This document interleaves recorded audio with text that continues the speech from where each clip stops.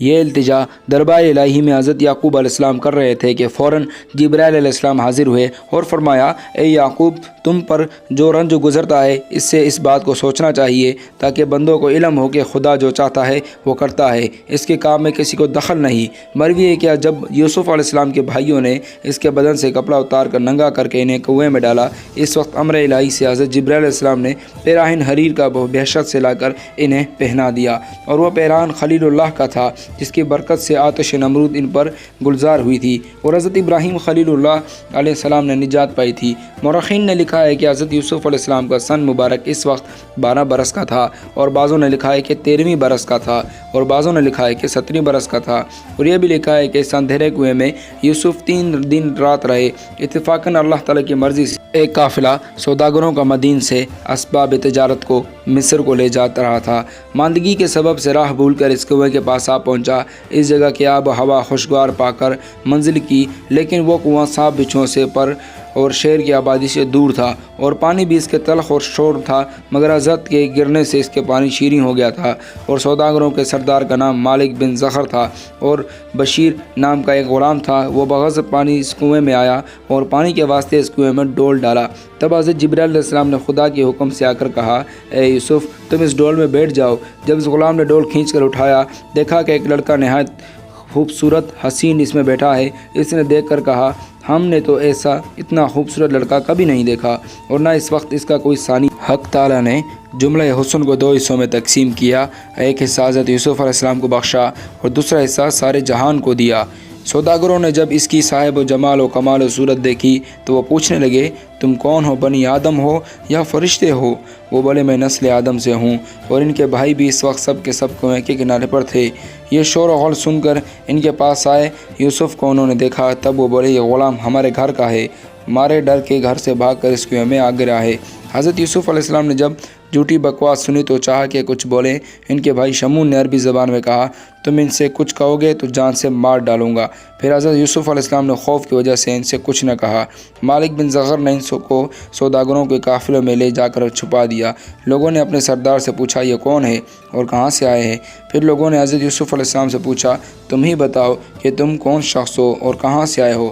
سرداروں نے سوداگروں کو جواب دیا، بہت قیمتی متاع ہے۔ دوسرے دن کے بھائیوں نے ان سوداگروں سے جا کر کہا، اس غلام کو ہم بیچیں گے۔ مالک بن زخر نے کہا، اس کو خرید لوں گا، لیکن اس وقت صرف میرے پاس 18 درہم مصر کے ہیں، اور وہ درہم خرید و فروخت میں چلتے بھی نہیں۔ تم اگر چاہو تو لے لو۔ بس اس قافلے کے سردار نے وہ درہم ان کے حوالے کیے، اور ایک لطف یہ ہے کہ مصر کے 2 درہم کنعان کے 1 درہم کے برابر ہے، اور اس حساب سے کنعان کے صرف 9 درہم ہوتے ہیں۔ حضرت یوسف علیہ السلام کو اس قیمت پر بیچا، اور ان کے بھائیوں کی غرض تھی کہ کسی طرح سے باپ کی نظروں سے دور جائیں، ورنہ وہ محتاج نہ تھے۔ اور دوسرا قول یہ ہے کہ اگلے دن حضرت یوسف علیہ السلام کے سب بھائی اس کنویں پر گئے، اور حضرت یوسف علیہ السلام کو قافلے والوں میں پایا تو یہ سب بھائی کہنے لگے، یہ ہمارا غلام ہے اور ہم اس کو بیچنا چاہتے ہیں، کیونکہ یہ ہم سے بھاگتا رہتا ہے۔ اگر تم اسے خریدنا چاہتے ہو تو خرید سکتے ہو۔ قافلے والوں نے کہا، ہم تو اس کے 18 درہم میں خرید سکتے ہیں، اگر تم کو منظور ہو تو ہمارے ہاتھ بیچ دو اور یہ 18 درہم لے لو۔ چنانچہ سب بھائیوں نے مشورہ کر کے یوسف کو قافلے والوں کو 18 درہم میں دے دیا۔ پھر وہ درہم انہوں نے آپس میں بانٹ لیے، اور ایک بھائی نے اپنا حصہ نہ لیا۔ پھر یوسف کو آگے جا کر مصر میں قافلے والوں نے بیچا، لیکن اللہ تعالیٰ نے صرف ایک مرتبہ بیچنا صریحاً بیان فرمایا، اور پھر وہ پردہ پوشی کے لیے دوسری مرتبہ نہیں فرمایا، لیکن اشارے سے معلوم ہوتا ہے کہ سستے مول تو پہلی مرتبہ بیچا گیا۔ اور روایت کی گئی ہے کہ مملوک ہونے کا یوسف کا یہ سبب تھا کہ ایک دن حضرت یوسف علیہ السلام نے آئینے میں اپنے جمال کو دیکھ کر کہا تھا کہ اگر میں غلام ہوتا تو کوئی شخص میری قیمت تو نہیں دے سکتا تھا۔ حضرت یوسف علیہ السلام کے حسن و جمال کا یہ عالم تھا کہ بوجہ لطافت و نزاکت جو چیز بھی وہ کھاتے گلے سے اترتی ہوئی نظر آتی۔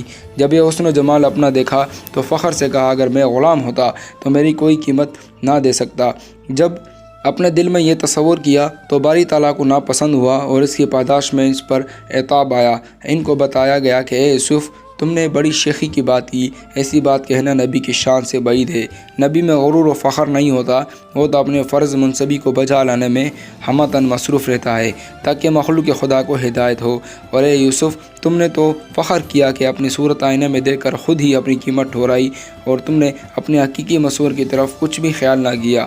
ये इसका नतीजा है कि जो तूने फ़ख्र किया कि देख अब तुझको कैसा ग़ुलाम बनाता हूँ और कितनी मामूली कीमत पर फ़रोख्त कराता हूँ, ताकि लोग देखें कि ऐसी सूरत में और इतनी थोड़ी कीमत पर फ़रोख्त हो रही है। दूसरा सबब यह है कि सल्तनत मिस्र की इसकी तकदीर में लिखी जा चुकी थी और ये दुनिया का दस्तूर असूल है कि जब तक किसी की खिदमत ना करे इस वक्त तक खादिमों की कदर वो क्या जाने, और फिर वही खादिम किसी वक्त मखदूम कहलाता है। अलगरज़ मालिक बिन ज़ग़र ने यूसुफ़ को बशर्त खिदमत मोल ले लिया था और एक कबाला इस मज़मून का इनके भाइयों से लिखवाया था, और ये है कि मालिक बिन ज़ग़र ने यूसुफ़ बिन याकूब बिन इसाक बिन इब्राहीम अलैहिस्सलाम के बेटों से एक इब्रानी ग़ुलाम 18 दरम से ख़रीद किया है। बगवाही गवाहान मुतबरीन के मालिक बिन ज़ग़र के हाथों में इसे सुपुर्द किया। इसके बाद मालिक बिन ज़ग़र ने हज़रत यूसुफ़ अलैहिस्सलाम के पाँव में बेड़ी डालकर ऊँट पर सवार किया और एक मोटा पशमियाना ओढ़ कर चल दिया। कुछ दूर के बाद जब रास्ते में हज़रत यूसुफ़ अलैहिस्सलाम की वालदा मोहतरमा की कब्र आई तब वो ऊँट को रोक कर और अपनी माँ की कब्र की ज़ियारत की और कब्र से चमट कर रोने लगे और कहते रहे कि या अम्मी, भाइयों ने मुझ पर बवजह हसद के बहुत जुल्म किया है और इस काफ़िले वालों के हाथ बेच दिया और मुझे इन काफ़िले वालों ने जंजीर बेड़ों से जकड़ दिया और बाप की खिदमत में और वतन ज़ियारत से भी मुझे महरूम कर दिया। इतने अरसे में काफ़िला सौदागरों का थोड़ी दूर वहाँ से निकल चुका था।